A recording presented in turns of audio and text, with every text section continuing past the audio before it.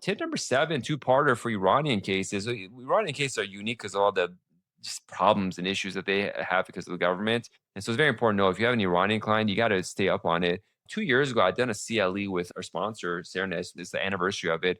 And I just thought maybe I should do this. It's a recap of half an hour recap to an hour of the issues you got to be aware of for Iranian cases and do an update version because we have the travel ban now, the exceptions on it. And then we have these two posts. One is I was contacted by an attorney because obviously I'm Iranian and I do a lot of cases, so I usually have a central node when it comes to these things. And they sent me a denial where an adjustment of status case was denied for Iranian who was a member of the IRGC. So typically, since 2020, since January 2020, they've denied visas to anybody, immigrant visas too, if you're a former member of the IRGC. IRGC is Sepah, this militia group in Iran that the government uses to suppress domestically and regionally their enemies and they're designated as a terrorist group. They're designated a terrorist group in the post 2010s, late 2010s, or something like that.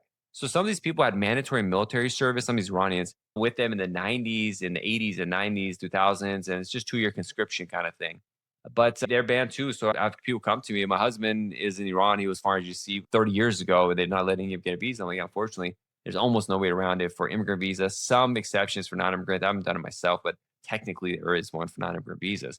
But this was all a DOS thing. I hadn't seen USCIS have problems with it, but we got to the first time I'm seeing it, a denial for adjustment for membership IRGC. Now, two of our colleagues are really great colleagues in this, Jay Garrison and Shabna Lutfi. I talk with them. They're like it's very fact specific. Sometimes you get challenging. They've had success they saw when they've done it. So be aware of this issue.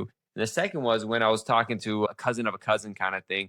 They were saying that they were visiting Canada. I was a doctor in the US, 20 years now, a naturalized citizen.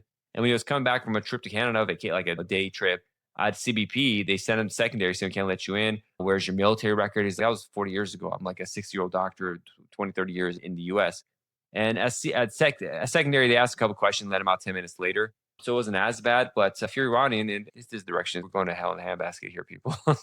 So no matter what your background is, how much you care about this country, it doesn't matter what your background is. That's actually the opposite of it. But just be for clients, be aware of this and for yourself. I don't want to walk around carrying a passport with me or a passport card. That's like repugnant to me. But what are you going to do? Is that's what we have to do, especially I'm in LA and as these crackdowns are coming and Palantir's hunting people down. This is like a nightmare. It's like the X-Men show where they're cracking down on mutants or something. Okay, X-Men when we were kids, the 1990s version.